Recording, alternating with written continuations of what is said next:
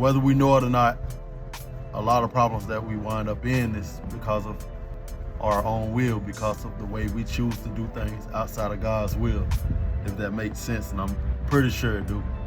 And we're gonna keep it 100, but out of all the things that I've done, I notice most of my turmoil, most of my trash, most of the garbage situations that I've been in, most of the failed relationships, I've failed,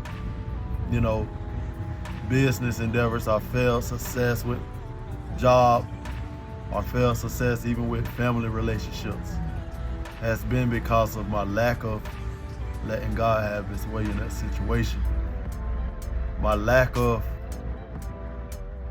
wanting to let God have his way and wanting to let God's will be the thing that dominates in my life. I was okay with my will being stronger than God's will. We're doing what I wanted more than what I knew that God had for me. Jeremiah 29:11 say, "For I know the thoughts and plans that I think towards you, says the Lord, thoughts of peace and not of evil, to give you a good and expected end." That's God's plan.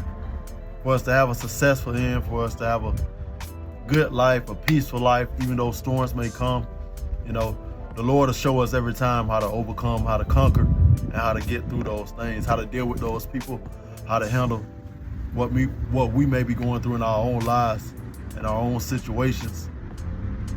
But when we step outside of God's will, things get harder to handle. Because of anger, sometimes we step outside of God's will. Because of not understanding why this happened in our life, we step outside of God's will. And sometimes we just don't be in God's will to start.